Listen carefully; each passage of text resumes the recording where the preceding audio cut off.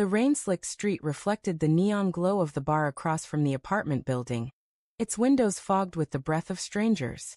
My heart hammered as I stood in the alley, collar up, watching her silhouette vanish through the glass doors. Lena, my wife of 7 years, had slipped out of our home an hour ago, her excuse, a late meeting, hanging in the air like a lie I couldn't yet name. I followed her, driven by a gnawing ache that had grown over months, a suspicion that felt like a splinter under my skin. Now I stood frozen, staring at the doorman's impassive face as I asked him to call her down. My voice cracked, betraying me. "Tell her it's James. Her husband." The alley smelled of damp concrete and rotting trash, the kind of stench that clings to your clothes. My fingers twitched, itching for a cigarette I hadn't smoked in years. Lena's late nights had started innocently enough. Client dinners, she said, her PR job demanding more hours. But the signs piled up like unpaid bills. Her phone face down on the counter, her perfume lingering on a scarf I didn't recognize. The way her laugh sounded different, brighter, when she thought I wasn't listening. I'd rationalized it all. Told myself I was paranoid, that love meant trust. But tonight, when she kissed my cheek and said she'd be home by 10, something in her eyes, a flicker of guilt, pushed me out the door after her.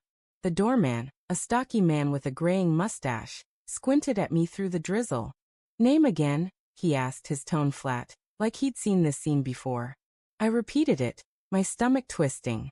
The lobby beyond him was all marble and dim light, too polished for the chaos in my chest. He picked up the phone, muttered something, and I waited, each second stretching like a taut wire. What was I expecting? Lena to come down, laugh it off, explain it was a misunderstanding? Or something worse, something that would shatter the life we'd built. The mornings of coffee and quiet jokes, the nights tangled in each other's warmth? My mind raced, replaying the past year. The first crack was subtle. Lena's new habit of locking her phone, claiming it was work policy. I'd nodded, ignoring the unease.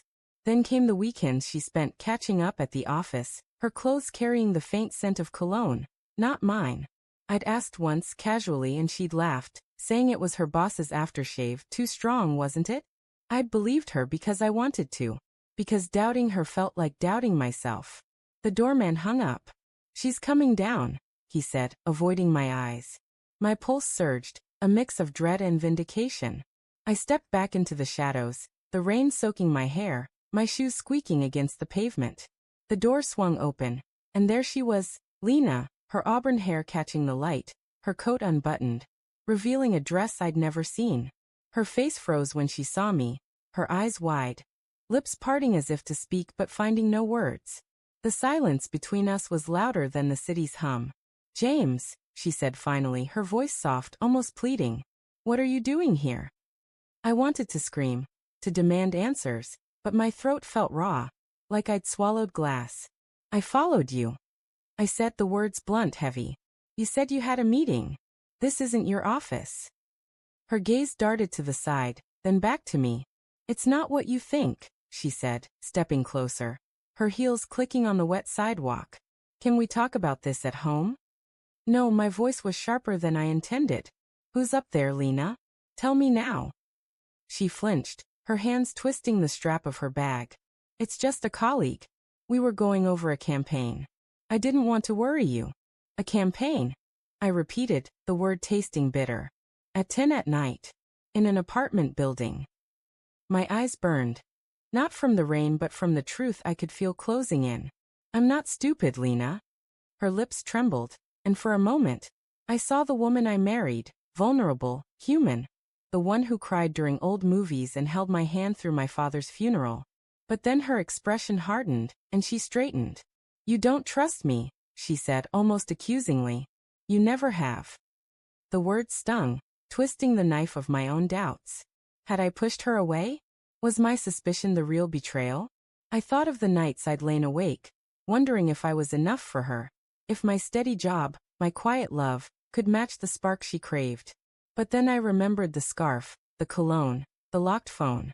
"Don't turn this on me," I said, my voice low, shaking. "I saw you go up there. I know you're lying." Her eyes filled with tears, but she didn't deny it. The rain fell harder, blurring her face, and I felt the world tilt. James, I didn't mean for this to happen, she whispered. It just did. The confession hit like a punch, stealing my breath. I wanted to ask who, how long, why, but the questions choked me. Instead, I saw flashes of our life, our wedding, her laugh at my terrible cooking, the way she'd curl into me during thunderstorms. All of it felt like a lie now, a fragile frame around a picture that had cracked. Who is he?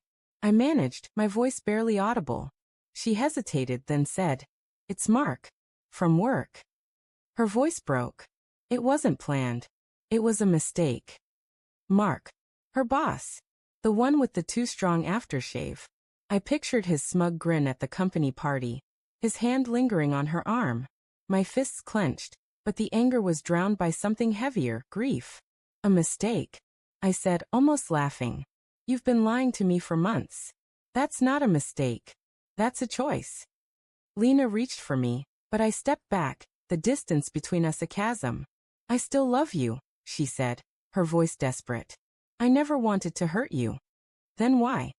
I shouted, the words echoing in the alley. The doorman glanced over, but I didn't care. Why wasn't I enough? She sobbed, covering her mouth, but offered no answer. Maybe there wasn't one. Maybe love wasn't a contract, just a gamble we'd both lost. I turned away, my chest tight, the rain mixing with tears I hadn't realized were falling. I walked back to our apartment, each step heavier, knowing I'd never see it the same way again. The twist came later, when I found the note on our kitchen counter, written in Lena's hurried scrawl. I'm sorry. I'm leaving. You deserve better. And tucked beneath it, a photo of us on our honeymoon, smiling, unaware of the cracks already forming. I stared at it, my heart splintering, wondering if I'd been the one to fail her first.